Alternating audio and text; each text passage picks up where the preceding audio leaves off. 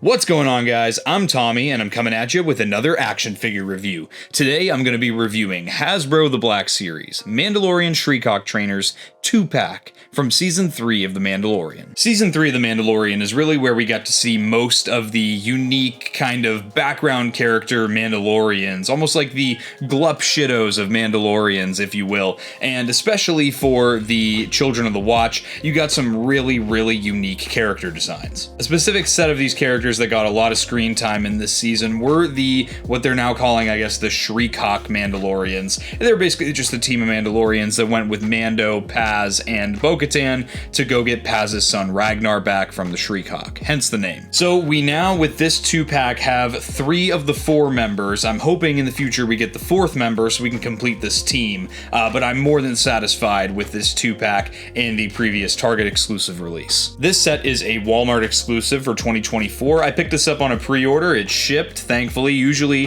I have a lot of issues with Walmart pre-orders, but I did not this time around, and it showed up here at my doorstep on this day as of recording this, so I'm recording a review for you all. So, taking a look at the packaging, this is the standard 2-pack style packaging for the Black Series right now. Up at the top, you have a Black Series logo, a big plastic window showing you both the figures and all their accessories. You have the names of the characters in vertical text here, and then you have in this orange color the kind of banner representing the Mandalorian show, as well as the show's name. At the bottom, you just have a couple logos. On this side, you've got a little mural art image of both of your Mandalorians here. You get a female and a male, and then there's the name of the characters there as well.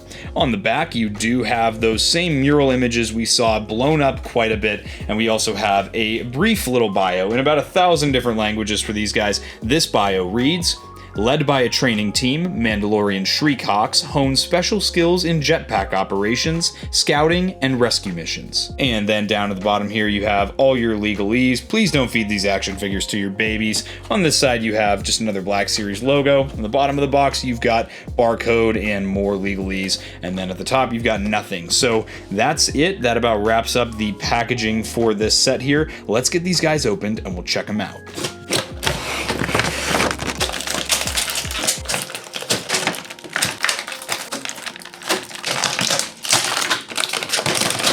Alright, here are the figures and all their accessories out of the box. Before we check out the figures, let's first check out set accessories. So, starting off with our female Mandalorian here, the first thing you get is a jetpack. This is done in some really nice colors here. I love the shade of green that they've chosen, and I like the orange, white, and the almost gunmetal color paint applications that they've gone with. This thing pops, it looks great, and it's going to really stick out on this Mandalorian shelf, considering a lot of the previous Mandalorians that they've released have been mainly blue. It's great to get some new Mandalorians that have a lot of different colors to them. Now, something you're going to notice is that the female Mandalorian is mainly going to be reuse of the Bo-Katan and Koska Reeves buck, and the male Mandalorian, other than the overlays, is going to be a lot of reuse from either the Privateer or the Fleet Commander and other previous Mandalorian releases. So this jetpack is complete reuse sculpt-wise, but again, the paint colors make it completely different. Our Mandalorians do come with this blaster rifle. These are identical from both of the Mandalorians here, so I'll just show you one of them here. This is done in a nice glossy black sculpt, and then you have some really, really nice sparkly gold paint application for the kind of barrel of the blaster. This looks really, really nice, and I think that it's going to help, again, just make these guys stick out a lot more on the shelf and give them a little bit more shelf presence. I'm really happy with these blaster rifles, and I think it's cool that they added just those little extra hits of color. And then finally, we have our unique sidearm blaster pistol for this female Mandalorian. This is just the standard Westar 45 we see that comes with a lot of the Mandalorian figures. It's got some nice black paint application on the grip of the blaster, but aside from that, it's just done in a nice gray sculpt, a great looking accessory, and a very fitting one for a Mandalorian. Now for our male Mandalorian here, we have his jetpack. This jetpack is done in some different colors here. I love the shades of the bluish greens they've gone with for the accents, as well as that kind of, again, gunmetal color. These guys have some awesome color choices choices. I love that it's just a hodgepodge of just different colors and different designs for armor. These guys are going to look great on the shelf. I know I keep saying it,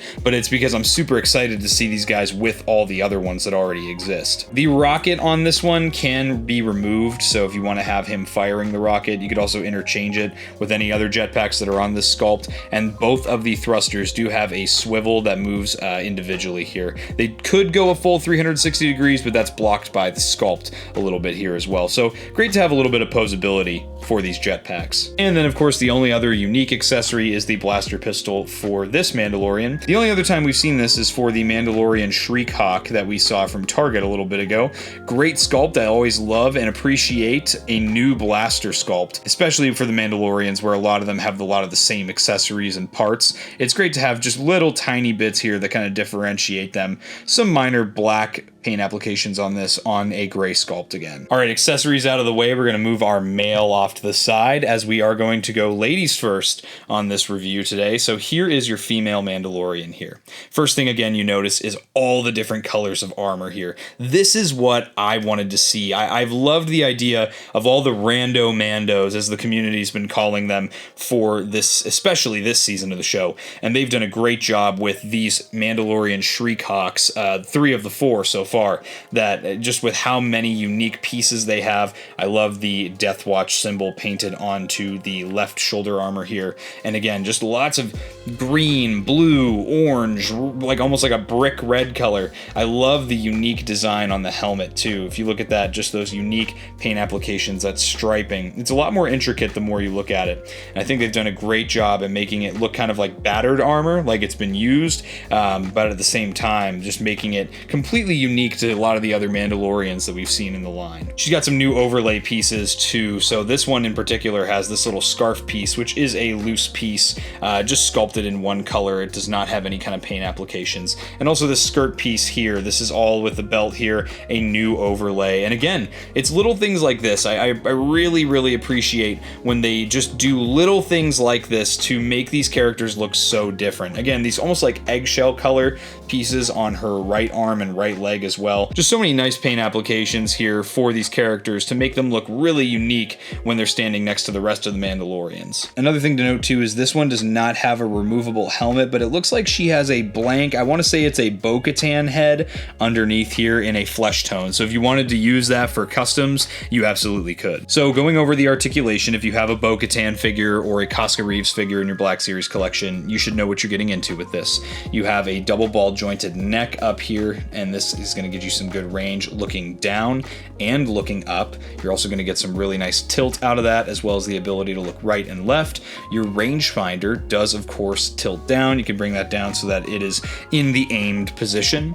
You also have some butterfly joints which are hidden underneath the rubbery overlay that makes up the outer armor here, and that has some really nice range even with that rubbery overlay there. There's also a hinge and swivel at the shoulders. You can bring your shoulders up to 90 degrees with the hinge, and you can also swivel them a full 360 degrees.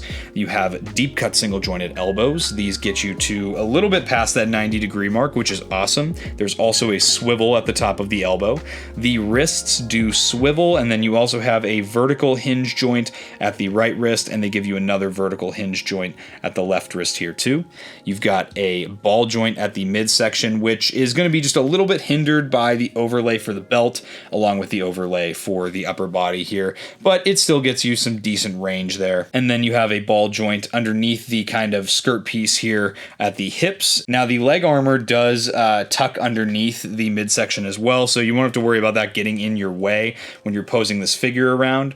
She does have a cut for a thigh swivel. That's going to give you some nice range there. And again, the armor on the side of the legs here kind of follows this lower part of the thigh. And then of course she has some deep cut single jointed knees. These are going to get you past that 90 degree mark, and there is a swivel at the top of the knee as well. And then of course she has a forward facing pin for rocker at the ankle here, as well as a hinge, which gets you just a little bit of forward and plenty of back. So again, for 2024, this is a very standard articulation scheme for the female Mandalorians, and I like that we have another female Mandalorian to add to the ranks here. Setting her off to the side, let's now check out our male Mandalorian here. So this guy's also got some new parts to him as well. You've got, again, lots of different paint colors here and lots lots of different plastic colors. I like that this guy has almost this like brownish color, almost like a very dull bronze, and again, that Death Watch symbol painted on the right shoulder for this guy as opposed to the left looks awesome. The unique asymmetric striping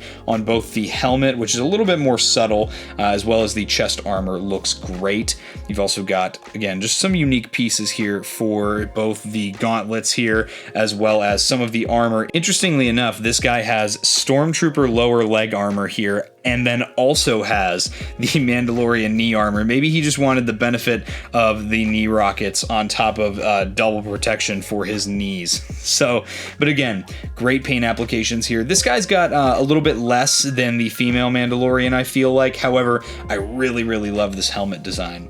Another thing to note here too is this is not a broken piece. This is just a little piece that usually would be the rangefinder. However, it's just a little nub on this character. It is accurate to what we see in the show though, so don't think that you got a broken or a missing rangefinder on your character if you see him like this. I think one of my favorite parts about this character though are the new overlays. You have the new chest overlay, which we've never seen up until now, this unique chest armor here, and then also the overlay for the belt includes a holster towards the front of the belt, and I love this design. I think this is awesome, and I'm really, really excited to see what the blaster pistol looks like in the holster with this design. So again, if you have any of the newer Mandalorian figures, that being like a newer Din Djarin or any of the, you know, maybe the Mandalorian Privateer or the Fleet Commander, etc., you kind of know what you're getting into with this articulation scheme as well. Again, double ball jointed neck, so you're going to get plenty of range there. You've got some really nice down as well as some really nice up, and you have, so again, some tilt and some right and left. This guy, I should also mention, does not have a removable helmet, by the way. He has a sculpted head underneath, however, his is blue, so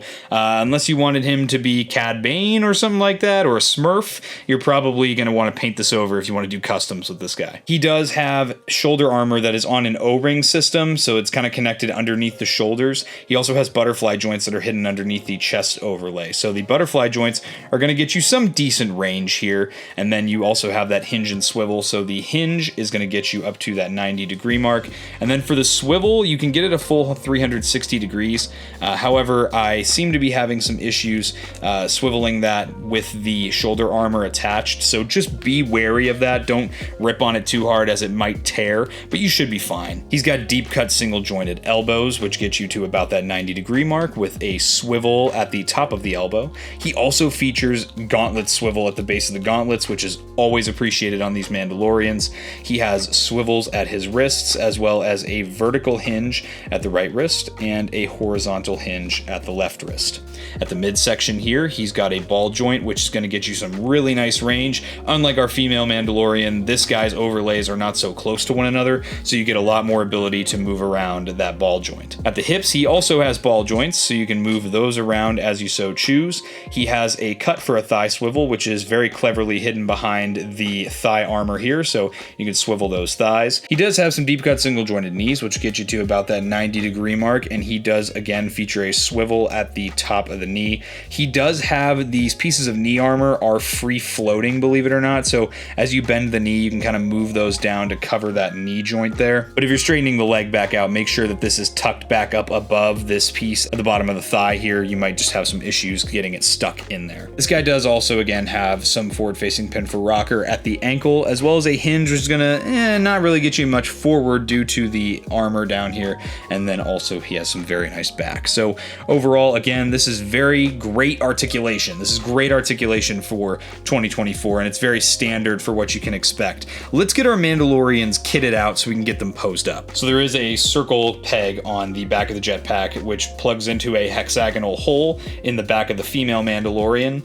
You plug that in, it's gonna hold in nicely with friction, passes your shake test. It will spin if you bump the figure, so just be wary of that. She holds the blaster pistol very nicely in one hand. I think my trigger finger's a little warped on mine, and that's why it's not sitting in the trigger guard very nicely, but it's still a very firm grip. You're not going to have issues with her losing her blaster in her hand. And the blaster pistol does also feature some weapon storage. You have a nice little holster sculpted in here, which is going to let the blaster sit very nicely. It kind of pokes out at the bottom there, and again, holds in with friction. You don't need any kind of strap or anything like that to hold that into place. All right, and as far as the blaster rifle here, getting this trigger finger hand into this blaster is really difficult, actually. So what I guess your best bet is, honestly, is kind of wrapping the thumb around the top of the blaster, which isn't going to be entirely helpful to you because, you know, this character's not made to hold this blaster. However, in order to get your trigger finger into the trigger guard here and your fingers around the grip of the blaster, that's kind of what you have to do. Because if you want to wrap the thumb around the grip here, your trigger finger is not going to make its way up to the trigger guard. So you kind of have to hold it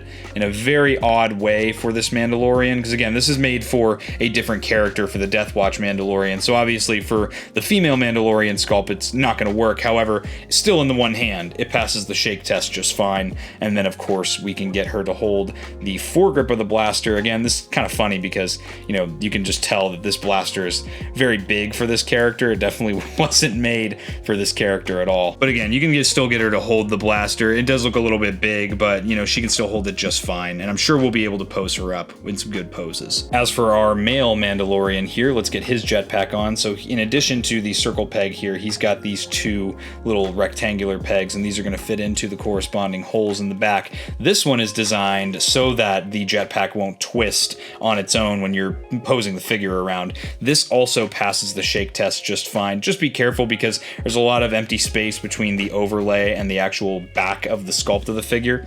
This guy, even with the heavier jetpack, you won't have any issues with either of these figures really, with them being too back heavy with the jetpacks. As for this guy's blaster pistol, this is going to fit into the hand very nicely. You'll see here he can get that trigger finger into the trigger guard with great ease, and he is able to hold that in one hand just fine. You can honestly get him into some nice poses with this, which is great. And then of course, let's check out this awesome holster. So you'll see the front of the blaster kind of sticks out through the front of the holster, and that's a great look right there.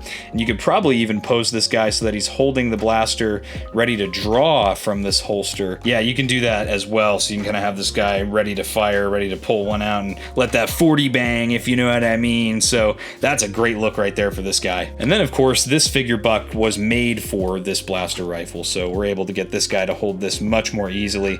Again, same thing as the female Mandalorian. You just kind of want to wrap the thumb around the top of the blaster and everything else just kind of falls into place. You can hold this very easily in one hand, passes your shake test, and then again here, just kind of get that other hand into the foregrip of the blaster, and he's going to look really good with that in hand. Again, love the matching blasters. These guys look great together. Getting the blaster into a kind of raised position for firing, it looks a little silly because you have to completely straighten her offhand, but again, she can look right down those sights, and it does still, from this angle, look like a great pose here. You know, this blaster was made for this buck, so it's a lot easier to get this guy to hold his blaster in the two-handed position here. Looks awesome. And of course, you can get these guys into some nice one-legged poses. These were super easy to get them into, especially with the modern Black Series articulation scheme. And here are our two Mandalorians next to the previous release, which was a Target exclusive earlier this year. These guys look great, really hoping we get that fourth member to really round out this team. This would be a great complete team to have on my Mando Season 3 display. And that about wraps it up for this review. This is a two-pack I absolutely recommend getting. If you're just a fan of Mandalorians in general, or a fan of the Mandalorian show at all, you're really going to enjoy this two-pack. And again, it also helps complete a sect of Mandalorians that we saw in the show on screen. These are not army builders, they're unique designs, and I think they've been done really well. So with that, guys, that concludes this review. If you enjoyed and you're not yet subscribed, subscribe to Blitz Transmissions. I've got awesome Star Wars content coming out all the time. Make sure to check out my social media, all of which is linked in the description below. That's going to be all for this review, guys. I'll catch you for the next one, and may the Force be with you.